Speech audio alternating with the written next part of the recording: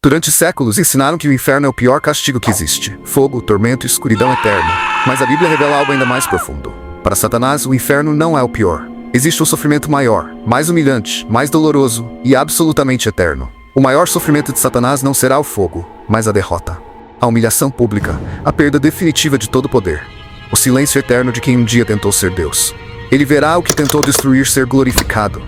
Verá os que enganou reinarem com Cristo, e saberá para sempre que sua rebelião fracassou. Hoje você vai descobrir qual é o verdadeiro castigo que faz Satanás tremer. A solidão eterna será o maior tormento de Satanás, superando qualquer chama do inferno que possamos imaginar.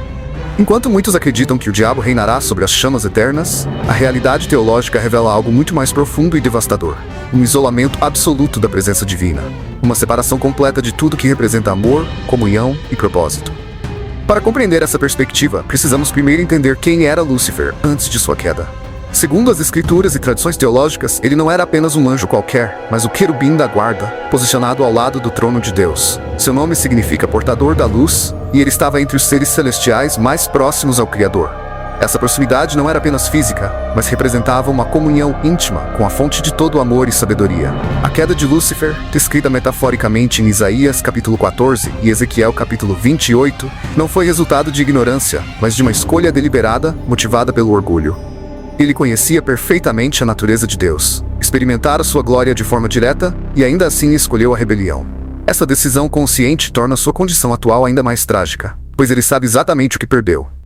O conceito tradicional do inferno como um lugar de fogo e tormento físico, embora presente nas escrituras, pode ser interpretado simbolicamente por muitos teólogos. O fogo representa purificação e julgamento, mas o verdadeiro sofrimento está na separação espiritual. Imagine alguém que viveu toda a vida cercado de música sendo condenado ao silêncio eterno, ou uma pessoa que respirou ar puro sendo forçada a viver em um ambiente tóxico permanentemente. A analogia, por mais forte que seja, ainda fica aquém da realidade espiritual da separação de Deus. Satanás não governa o inferno como muitas representações culturais sugerem. Ele não está sentado em um trono comandando demônios e decidindo punições.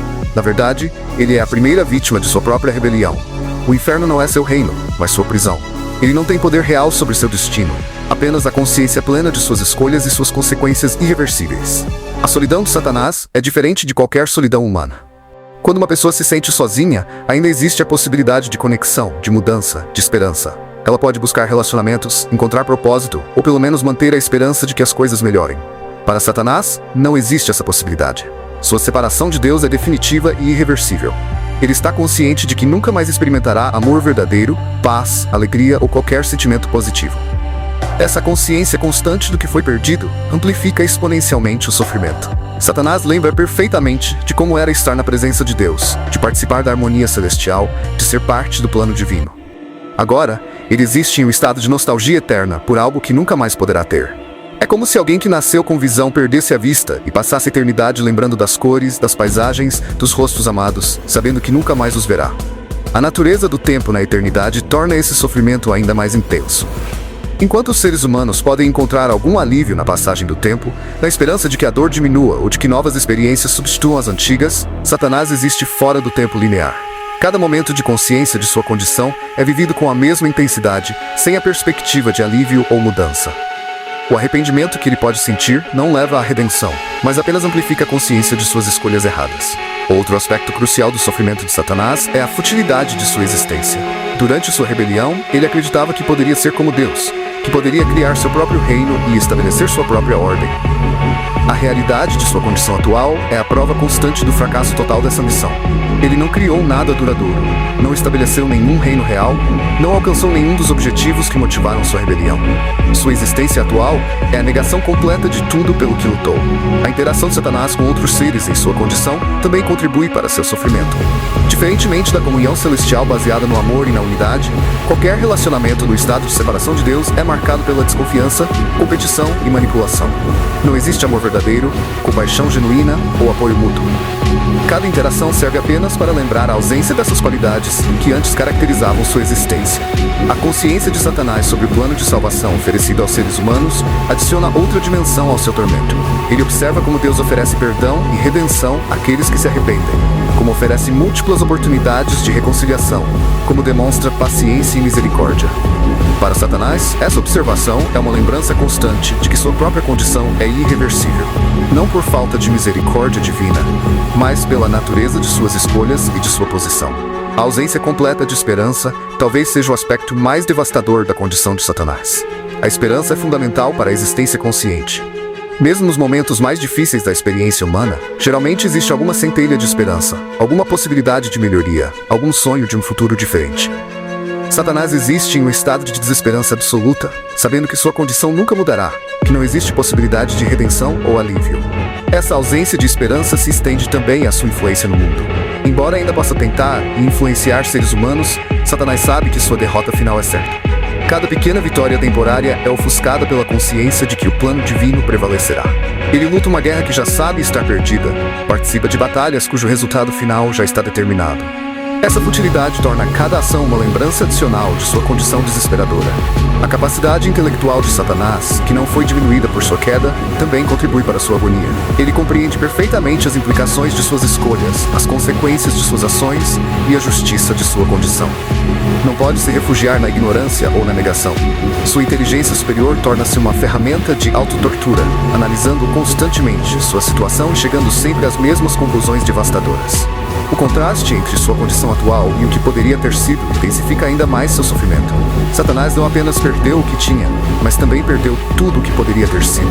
Ele poderia ter continuado crescendo em glória e proximidade com Deus. Poderia ter participado de planos e propósitos divinos cada vez maiores. Poderia ter experimentado níveis crescentes de alegria e realização.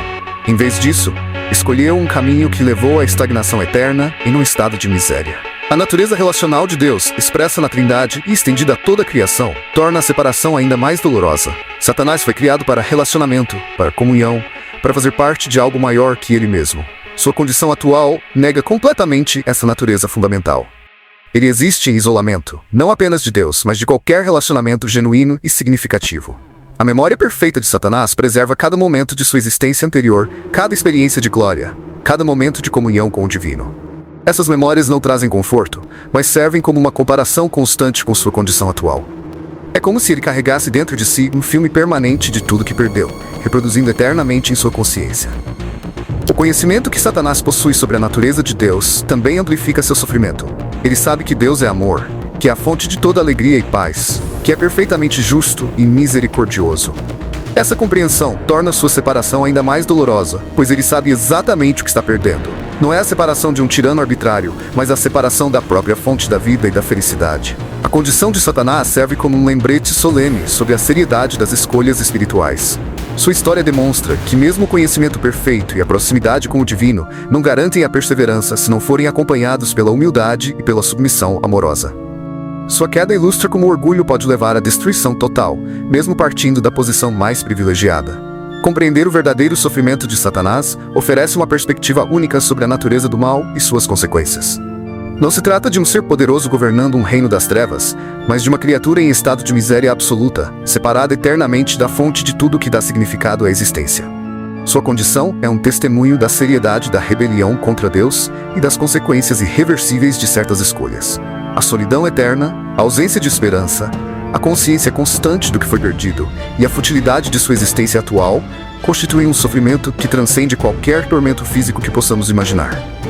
Esta compreensão nos convida à reflexão sobre nossas próprias escolhas e sobre a importância de manter nossa conexão com aquilo que dá verdadeiro sentido e propósito à existência. A influência da desesperança.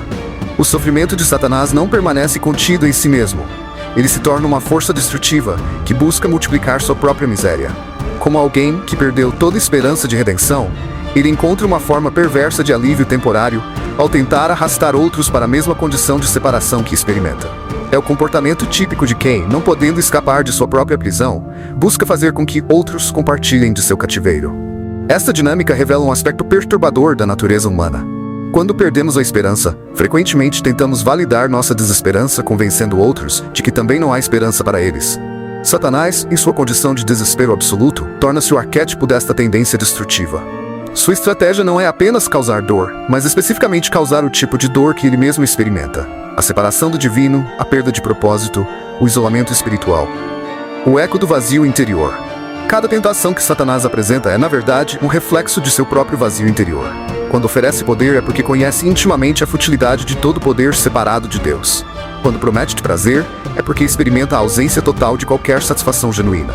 Suas ofertas são sempre ocas, porque brotam de uma fonte que se tornou completamente árida.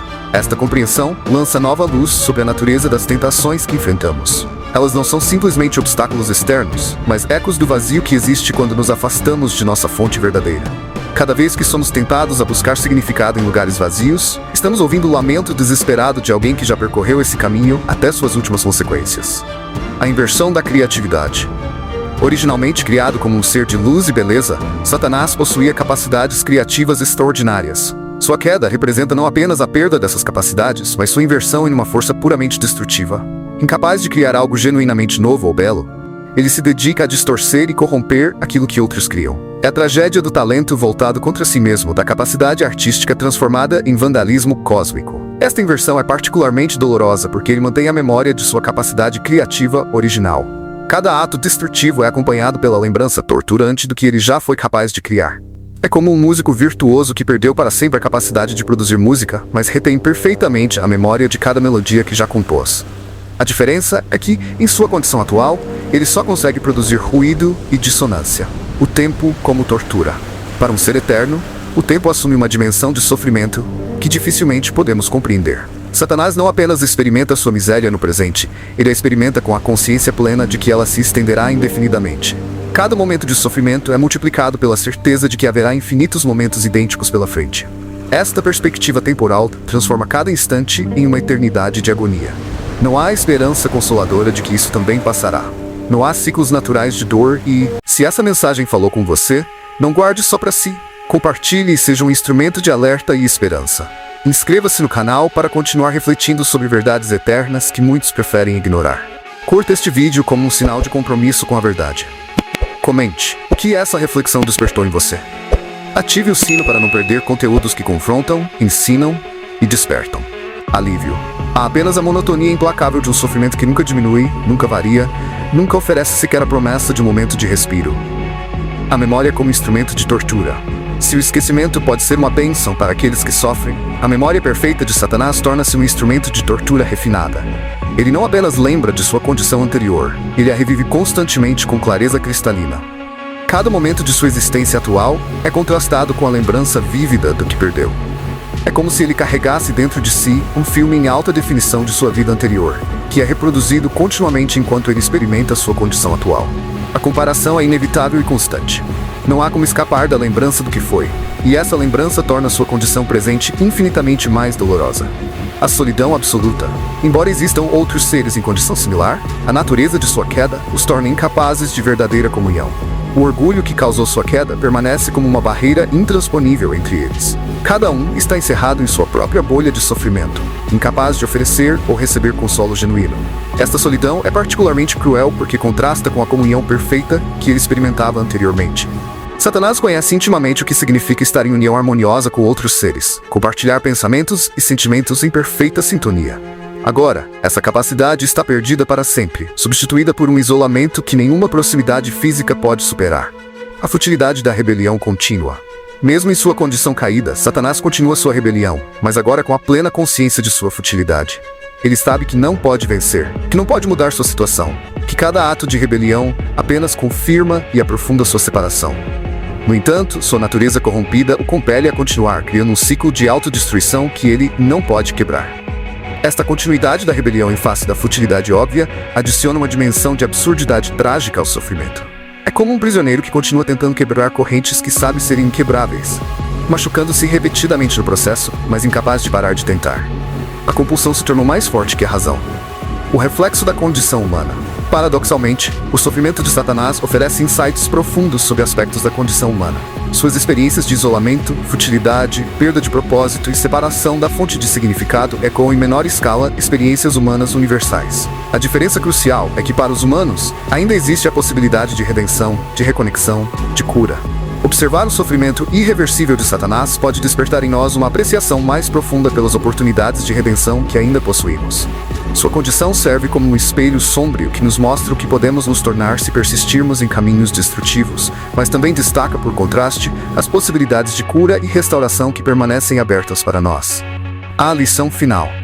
O verdadeiro horror da condição de Satanás não está em chamas ou torturas físicas, mas na perda completa de tudo o que torna a existência significativa. Sua história é um lembrete de que as escolhas têm consequências, algumas das quais podem ser irreversíveis. É também um convite à humildade, reconhecendo que mesmo os mais privilegiados podem cair se o orgulho substituir a gratidão e a submissão amorosa. Compreender seu sofrimento não deve gerar compaixão mal direcionada, mas sim despertar para a seriedade de nossas próprias escolhas espirituais. Cada decisão que tomamos nos aproxima ou nos afasta da fonte de vida e significado. A tragédia de Satanás é que ele chegou ao ponto onde não há mais volta, onde as pontes foram queimadas de forma irreversível. Sua condição permanece como um testemunho eterno de que a liberdade inclui a terrível possibilidade de escolher nossa própria destruição. O sofrimento que ele experimenta é, em última análise, o sofrimento de quem escolheu se separar voluntariamente de tudo que poderia ter dado sentido, alegria e propósito à sua existência. É o preço final da rebelião levada às suas últimas consequências, uma lição escrita em sofrimento eterno para que outros possam aprender e escolher um caminho diferente.